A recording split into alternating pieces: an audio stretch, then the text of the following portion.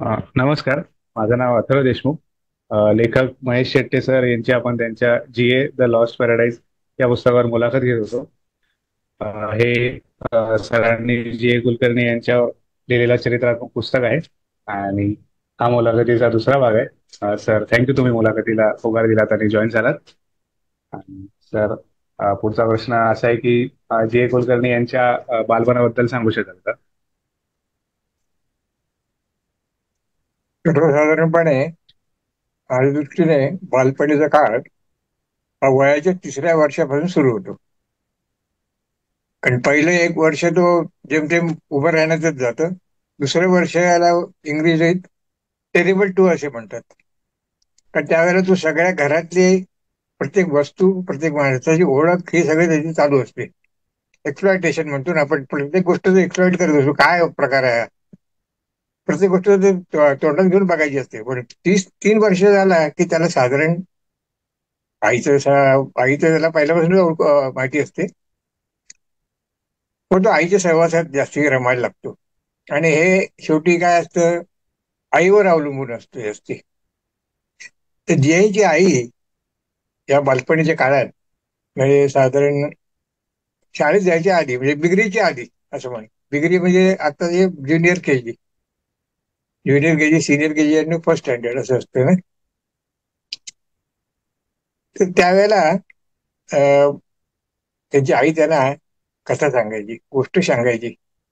त्यात त्यांचा छान वेळ जायचा. आणि त्याने एका पत्रातच लिहिलंय की सारे अरेबियन नाईट्स मी माझ्या आईकडून ऐकले पहिले. आता अरेबियन नाईट्स केवढी मोठी कादंबरी आहे तुम्हाला माहिती आहे. त्यात अनेक गोष्टी आहेत, उपकथा आहेत. पण त्या आईला सगळ्या माहिती होत्या.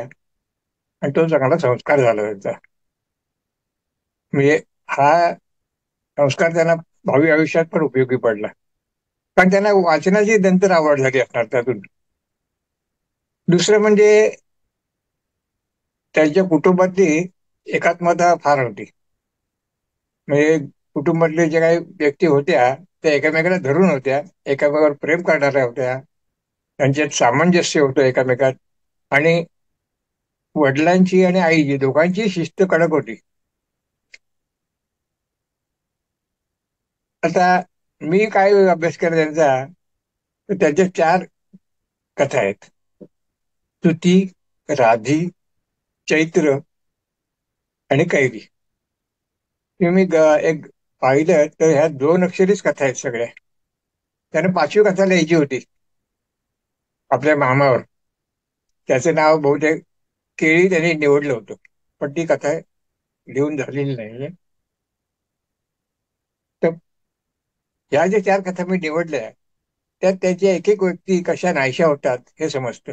नाहीशा होतात म्हणजे त्यांच्या आयुष्यातून दृष्टिआड होतात त्या कायमच्या. तुती कथेमध्ये अं, एका बहिणीचे लग्न दाखवले. आणखी त्यामुळे ती सासरी जाते.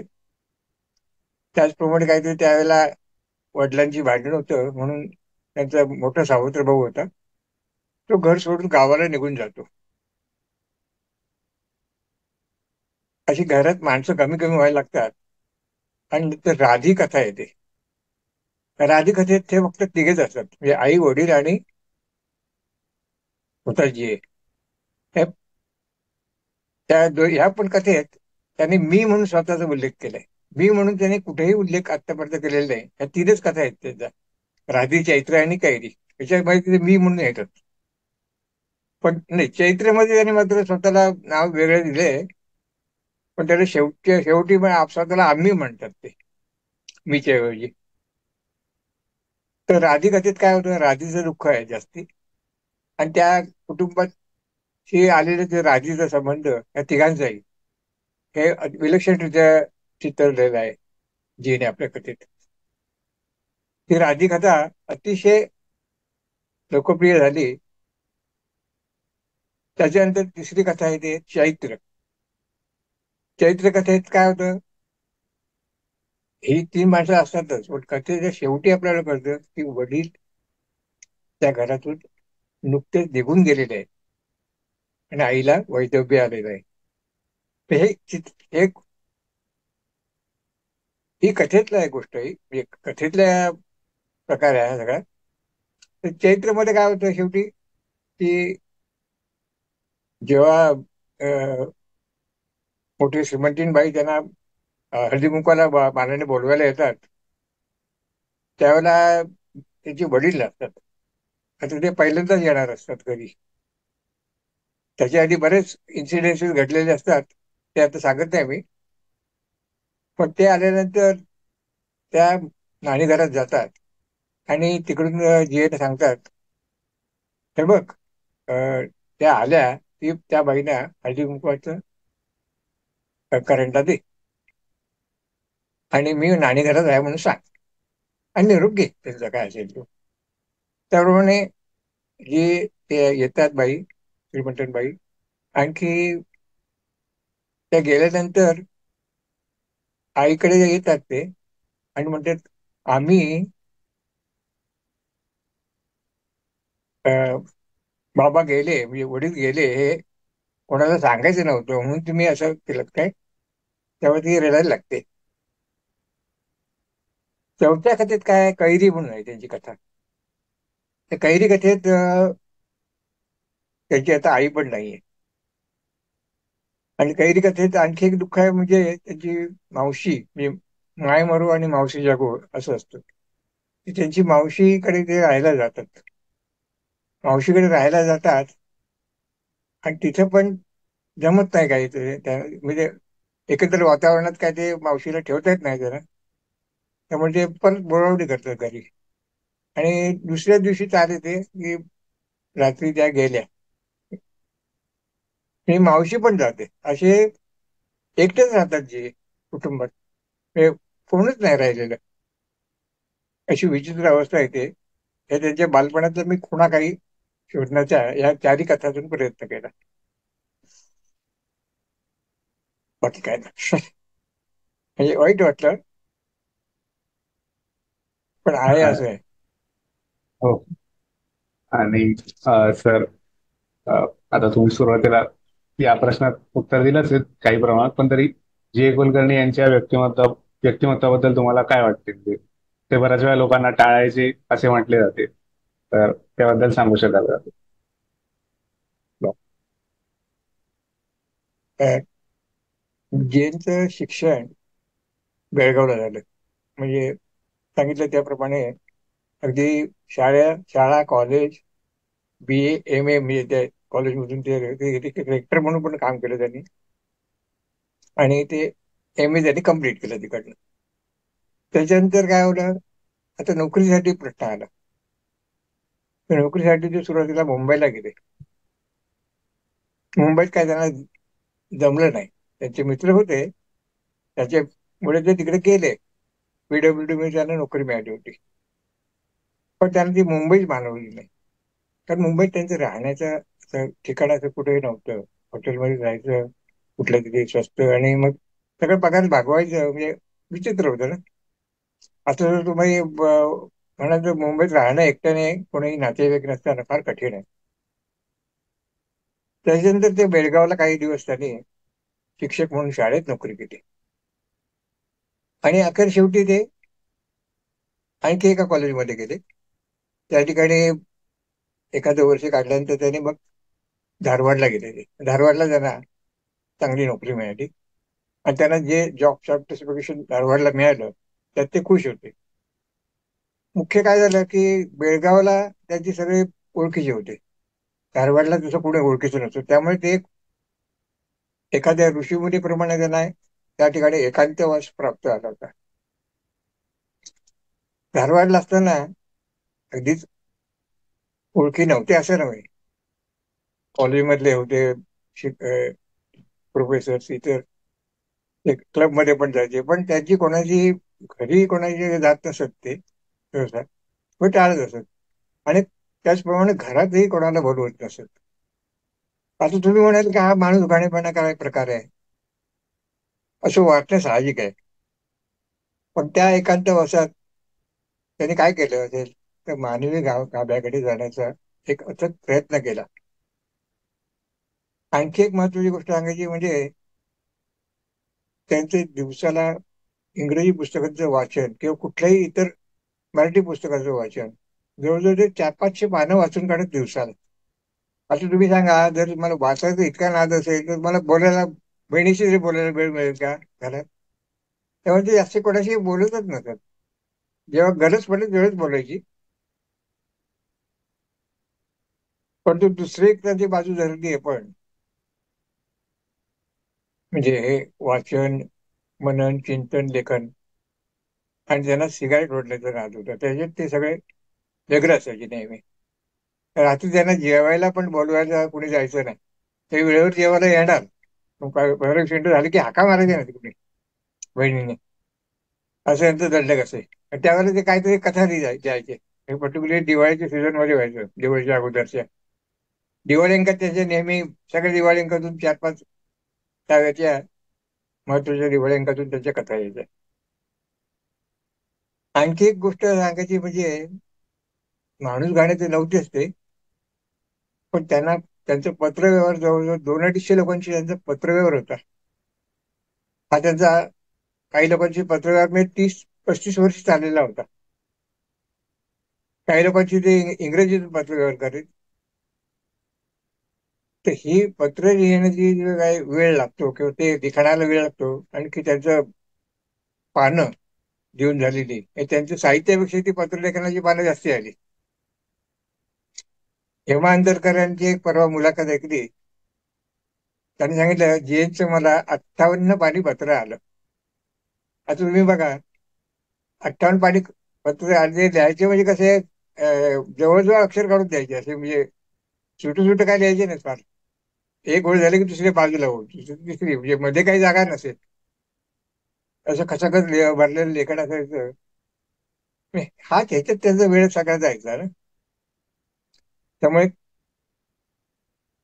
त्याला तो, तुम्ही म्हटलं तसे ते माणसाने टाळायचे असं काही नव्हतं. माणसं त्यांना आवडायची, फक्त त्यांना द्यायला ते वेळ, गप्पा मारायला त्यांच्याकडे वेळ नव्हता.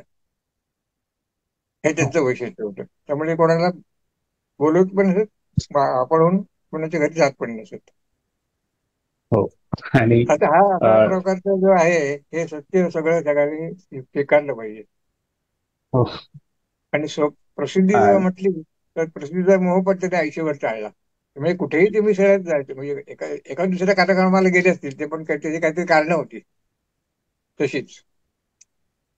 त्यांच्या रबलखोना कथा संग्रहाला पारितोषिक मिळालं तेव्हा मुंबई दाखवायची होती, पण ते बहिणीला घेऊन गेले. असे 3-4, 2-3 कार्यक्रमात ते गेले. बाकी कधी कुठल्याही मिटिंगला, कुठल्याही सभेला कधीही ते हजर आहे. त्यांनी स्वतःच एक पुस्तक लिहिलं होतं, त्याच्यावरती तो फॉरेनचा लेखक आला होता प्रकाशनाचे, आणि जीएच हजर नव्हते. अशा प्रकारे जरा थोडं चमत्कारिक असला तरी पण तो, त्यांना प्रसिद्धी टाळायची होती, हे त्यातून दिसून येतं. हो. आणि सर, त्यांचं साहित्यिक पुरस्कार यांबद्दल काय मत होतं? म्हणजे तुम्ही तुमच्या पुस्तकामध्ये म्हणजे त्यांना एक साहित्य पुरस्कार मिळण्यासंदर्भात एक अनुभव लिहिलाय, काजळ माया प्रकार तुमच्या पुस्तकातील. तर त्याबद्दल सांगू शकता का?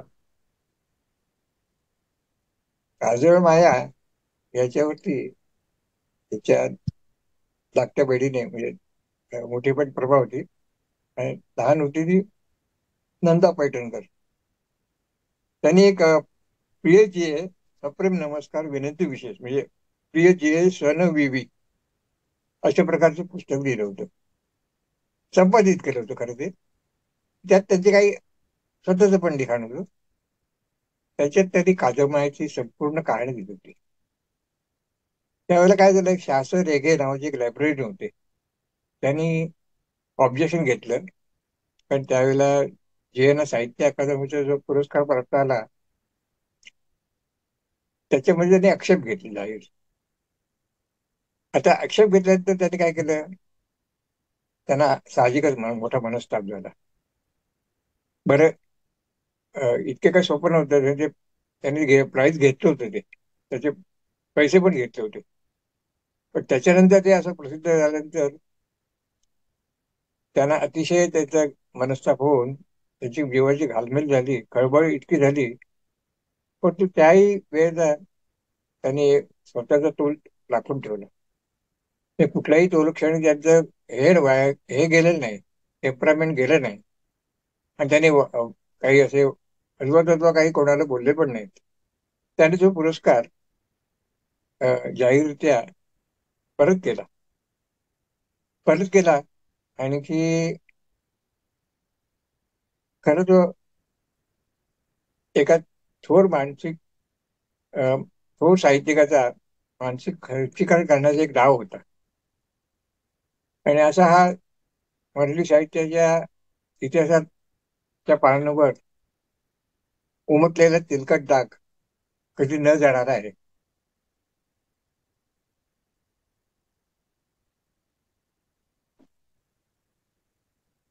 हो. आणि सर त्यांच्या साहित्यात म्हणजे जे कुलकर्णी यांनी त्यांच्या साहित्यात बऱ्याच नकारात्मक गोष्टींचे चित्रण केले आहे. त्याबद्दल तुम्ही आता बोलला जात थोडं. तर अशा प्रकारचे चित्रण त्यांनी साहित्यातून केले, त्याला काय कारण असं असं तुम्हाला वाटतं? म्हणजे तुम्ही जो अभ्यास केला त्यांच्या साहित्याचा किंवा त्यांच्या पत्रांचा किंवा एकंदरीत, त्यावरून तुम्हाला काय वाटतं? काय होतं, सामान्य माणूस म्हणून माणूस जगत आणि त्यांची सगळ्या कथा जी आहेत ना, त्यांची कथानायक सगळे सामान्य माणसंच आहेत. म्हणजे असामान्य अशी माणसं कोण नाहीत. म्हणजे सुरुवातीचे जे चार कथा संग्रह म्हटले ते, शेवटचे चार कथा संग्रह म्हटले वेगळे आहेत. ते पहिल्या भागात आपण बोललो होतो. तेव्हा सामान्य माणूस जगताना त्याच्या जीवनात जे काही दुःख येतं ते त्याचे दर्शन मनाला हेलावणारे असतं. कारण तो काहीच करू शकत नसतो. पण अशा पात्रांच्या वेदना त्यांना कोणालाही त्यांच्या कथाबद्दलून समजतात. त्याच्याकडे एक तुम्हाला त्याची लहानशी गोष्ट सांगतो. खरं तर याला कथा म्हणावं की नाही हा प्रश्न पडतो. असं तेच म्हणतील. एक सखू नावाची मोलकरणी असते. तिचा गोविंदा नावाचा लहान मूल असतं. नवऱ्याबद्दल काहीच उल्लेख नाही या कथेत. ती एका खोलीत राहत असते आणि मोलकरणी म्हणून ती काम करायची. कोंबड्या बिबड्या असे 2-3 पाळायची आणि मोठ्या आल्या कोंबड्या की ते विकायच्या. असं तिथे एक साईड बिझनेस पण होता. एकदा काय होतं, रोज कोरडी भाकर खाऊन तो कंटाळ होता गोविंदांचा मुलगा. त्या रात्री तो रडायला लागला, मला दुसरं काहीतरी जेवायला दे, नाहीतर मी जेवणार नाही. आता तिला प्रश्न पडला काय करावं, पण काहीच करू शकत नव्हती. कारण तिचा एक त्याच दिवशी सौदा एकदा झाला होता कोंबडीचा. 2.5 रुपयाला तिला 30 रुपयाला विकायची होती कोंबडी, ती 2.5 रुपयाला मागत होता. आता जर ते 2.5 रुपये जरी घेतले असते तर बरं आलं असतं असं तुला वाटलं, कारण तेवढा मग तांदूळ विकत घेता आले असते आणि त्याला ओलसर काहीतरी खायला दिलं असतं. त्यामुळे जरा बरं मुलगा त्या उपाशीच झोपून जातो. आता कुठल्या आईला ते असं सहन होईल. बाहेर मुसळधार पाऊस पडत असतो. तेवढ्यात तिला त्या अंधारात रात्रीच्या वेळेला एक हाक ऐकू येते, सखू ये, सखू ये ग ये. तर ती बघायला लागते समोर. तर समोर म्युन्सिपाल्टीचा दवाखाना असतो. तिकडच्या दारात एका खोलीत कंपाऊंडर बाई राहत असते. तर तिला काय वाटतं की कंपाऊंडर बाईच्या वाईट काहीतरी राहिलं असेल, उरलं सुरलं की नेहमी द्यायचं तिला खायला. म्हणजे आशेने तिकडे पावसात कशी तरी जाते. जाते आणि त्यांचे दार ठोठावते. ते उघडतात आणि म्हणते, अगं सखू तू कशी आलीस? अहो तुम्ही हाक मारलीत ना? नाही का, मी नाही हाक मारली म्हणाली. तर तेवढंच ते आठवलं. अगं माझी उषा आहे ना, ही छोटी मुलगी, ती झोपत नव्हती. तिला झोपवताना मी तुझं नाव घेतलं, सकू ये ग ये, सकू ये ग ये, असं तिला म्हणत मी झोपवत होते. मला फार वाईट वाटतं, पण मी चुकून त्यामुळे तुझा गैरसमज झाला आणि तू आलीस. ते नाही, मला अशी आशा वाटली की तुम्ही काहीतरी द्याल मला, उरलं सुरलं भात बीत असेल. नाही म्हणाले, आज शनिवार आहे, आम्ही उपासाचा दिवस ना आमचा, भात करतच नाही आम्ही. म्हणजे तिचं सगळं बोलणंच संपतं. आणि ती मग खाली मान घालून मग निघते म्हणून सांगते. आता घरी यायचं त्या तोपर्यंत पाऊस जरा शांत झालेला असतो. पण तिच्या मनात खळबळ चालू असते, कशी ते मुलाला काय करावं आता. आणि ती उठवून सांगितलं असतं मुलाला तिने, अगं मी समोरच्या बाईने हाक मारले, काय ते खायला मिळेल तेव्हा तू जरा झोपू नकोस. ती घरी येऊन बघते तर मुलगा कंटाळून परत झोपलेलाच असतो. ते कधीच एक वाक्य आहे, खोलीत एकही निखारा जळत नसतो, त्यामुळे ती खोली विलक्षण थंड वाटायची. म्हणजे तू थंड ज्याला म्हणतो ना, तशी परिस्थिती मी गरिबीची अशा प्रकारची जरी बघितली आहे. आता अशी गोष्ट झाली तर ही कथा आवडावी की न आवडावी एखाद्याला, पण मन हेलावून टाकणारी आहे. आणि त्याच्या अशा गोष्टीचे एखाद्या माणसाच्या अंगात संवेदनाची जाणीव जी होतच नसेल, तर त्यामुळे लेखकाच्या कथांवर केवळ नकारात्मक लिहितो असं शिक्का मारणं गैर ठरेल असं वाटतं. तुम्हाला काय वाटतं?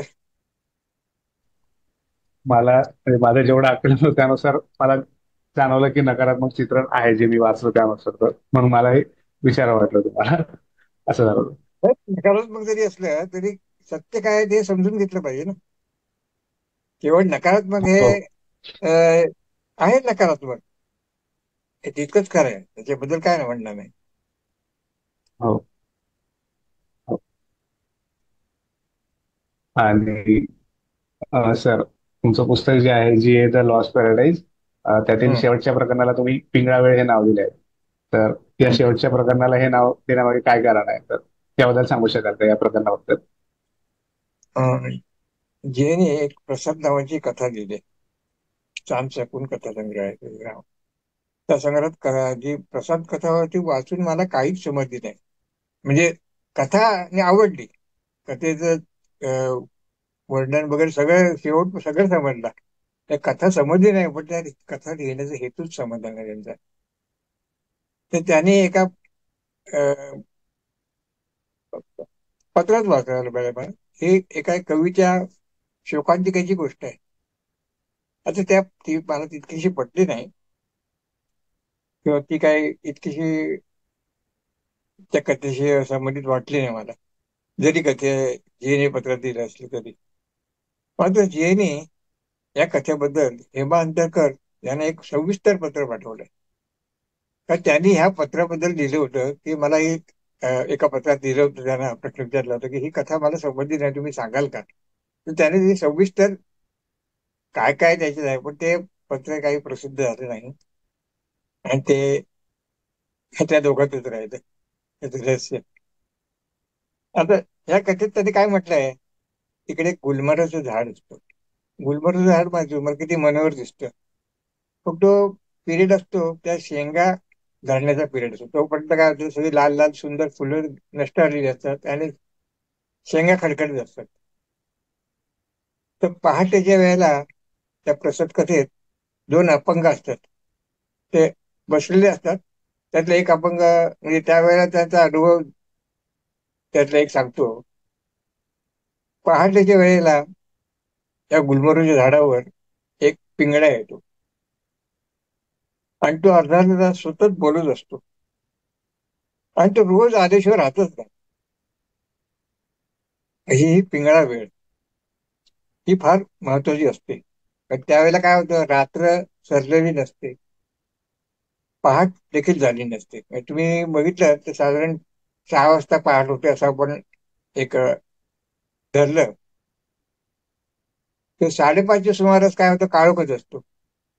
जेमतेम ते सूर्य उगवतो 6 वाजता असं धरतोय आपण. म्हणजे एक सूर्योदयाची वेळ मानली तर, कारण ती सारखी बदलत असते ऋतुमानाप्रमाणे. थंडीत लहान होतो वगैरे. त्यामुळे ही वेशीवरची वेळ म्हणतात, ती फार एकाकी असते. तेवढा अर्धा तास निघून गेला, तो पिंगळा निघून जातो. बोलायला त्याला हे झाड लागतं, राहायला कुठे जातो तो कोणच ठेवता नंतर. असं लेख त्या कथेचा शेवट केलाय.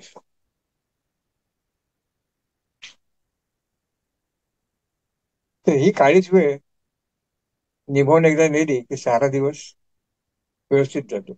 म्हणजे हे त्यांचे दोन अपंगांचा संवाद असतो एकमेकांचा, आणि एक अपंग त्याची कहाणी सांगत असतो पिंगळाची ती. दुर्दैवाने जे निघून गेले त्यावेळेला रात्र झालेली संपलेली नसते आणि पहाटेही झालेली नसते. अशा वेळेला नंदाताई फक्त तिकडे असतात, नंदा पटेलकर हॉस्पिटलमध्ये. तर त्यांना काहीतरी जे काहीतरी सांगायचा प्रयत्न करतात, तर त्या पाणी असं ऐकतात, त्यांना पाणी देतात, आणि ते जरा सिरियस वाटते त्यांना, म्हणून ते नर्सला बोलवत जातात. परत येतात तोपर्यंत सगळं संपलेलं असतं. ही पिंगळा वेळ त्यांना घातक ठरते. या अर्थाने मी पिंगळा वेळ हे नाव लिहिलं. आता दुसरं काय आणखी एक कथेत त्यांनी दिलंय की त्याच्यात एक योगी असतो, तो 3 प्रदेशात सुखरूप करून जाऊन येतो. म्हणजे एका प्रदेशात सवनाचा प्रदेश असतो, दुसरा प्रदेश असतो तो अप्सरांचा, हा तिसरा प्रदेश असतो तो साध्या लोकांचा, की जिकडे जाऊन त्यांच्यावर आपण राज्य करू शकतो. भोळी लोक असतात ती, पण तुम्ही सत्ता तिकडे मिळवू शकता, सत्ताधीश होऊ शकता त्या क्षेत्राचा. अशा तिन्ही क्षेत्रात हा माणूस योगी फिरून आलेला असतो. आणि ती रक्तमुखी हे कथेचंच नाव आहे. ही नियतीची दूतिका असते. तर ती काय म्हणते, अं, तुमचा आता शेवट जवळ आलेला आहे असं यांना सांगते. ते म्हणतं काय कसं काय होणार, ते सगळं सांगते ती. अमुक अमुक ठिकाणी तुम्ही अडकून पाडाल वगैरे वगैरे.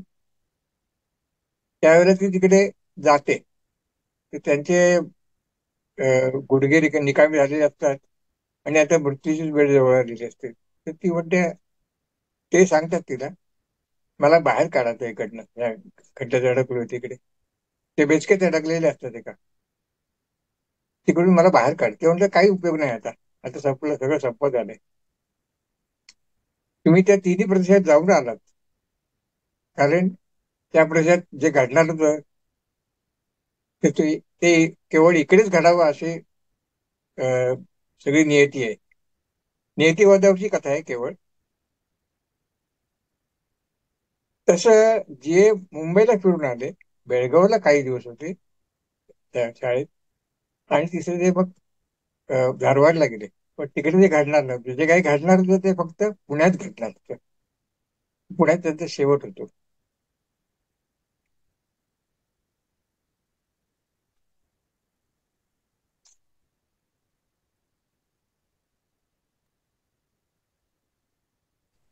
हा सर,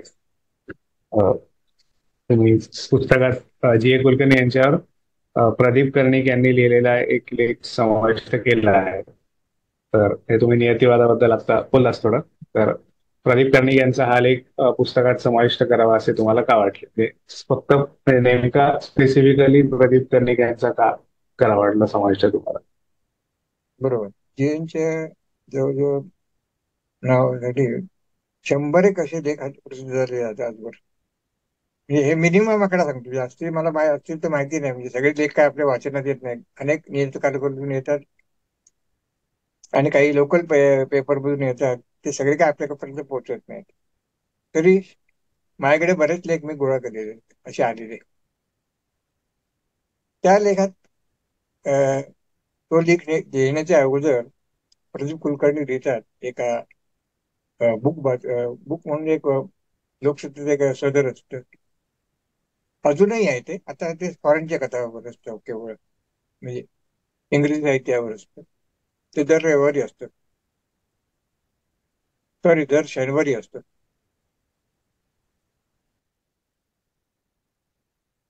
तर त्याच्यात ते लिहिलंय त्या एका स्फुटात, मी लहानचा लेख आहे तो. त्यांचं असं म्हणणं की बहुतेक लेखकांनी, जे त्यांच्याकडे टीकाकार म्हणतो आपण ज्यांना, त्या टीकाकाराने जवळजवळ नियतिवादाचा त्यांच्यावर शिक्का मारून टाकलेला आहे. काही लोकांनी त्यांच्यावर ऍब्सर्डिटीचा शिक्का मारून टाकलाय. तर काही लोकांनी या दोन्ही संकल्पना एकत्र धरून त्यांच्या कथा उलगडण्याचा प्रयत्न केलाय. पण त्या लोकांनी काहीच सांगितलं नाही की नियतिवाद म्हणजे काय, ऍब्सर्डिटी म्हणजे काय, हे स्पष्ट करून सांगितलंच नाही. आणि त्यांनी काय केलं मग, केवळ नियतिवाद नियतिवाद किंवा असे काहीतरी शिक्के मारत गेले, आणि कथा फक्त थोडक्यात सांगायच्या ह्याच्या, आणि ह्याच्याबद्दल त्यांनी पुस्तकं लिहून काढली. त्याच्यात वाचकांना काहीच मिळालं नाही, असं त्यांचं म्हणणं होतं. मग शेवटी त्यांनी काय केलं, एका दिवाळी एक रिसर्च पेपर पेपर लिहावं ना, तसं एक सुंदर लेख लिहिला. तो सुदैवाने मला मिळाला त्यावेळेला. तो माझ्याकडे अजून आहे लेख.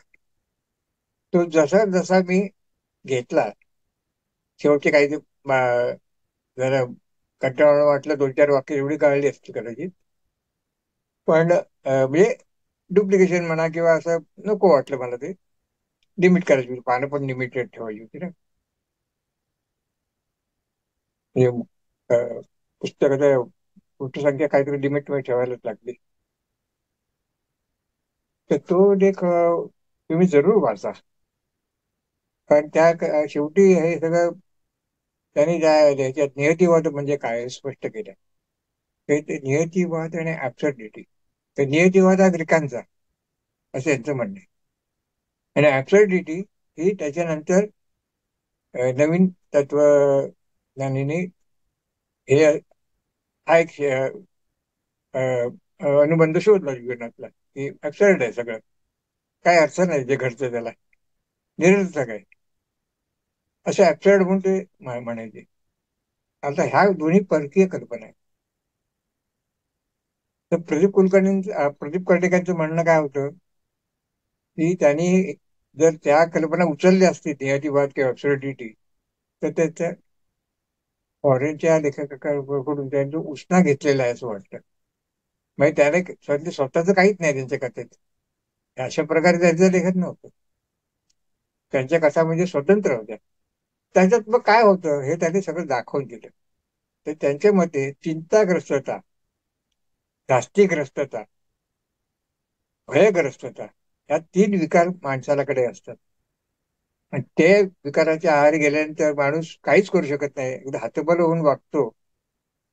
आणि अशा विवेचनावर सगळ्या त्या कथा आहेत. आणि त्याने सिद्ध केलं, प्रत्येक कथा त्याने घेतली आहे त्याच्यात, त्या लेखात थोडक्यात घेतले, त्यातले मर्म सांगितले प्रत्येक कथेचं, त्याचं शेवट का असा होतो हे सगळं सांगितलं. आणि ह्या 3 ह्याच्यात ते कसं बसतं. नियतिवाद वगैरे काही नाही म्हणतात, ऍब्सोल्युटिटी पण काही नाही. हे त्यांचं कार्य फार महत्वाचं वाटतं मला. कारण शेवटी जे कथा, मग त्या दृष्टीने माणसाने विचार केला पाहिजे वाचताना. अरे नुसता नियतिवाद वगैरे असं काहीतरी उष्ण घेतलेलंच नाही त्यांनी, त्याचं वेगळंच आहे लिखाण.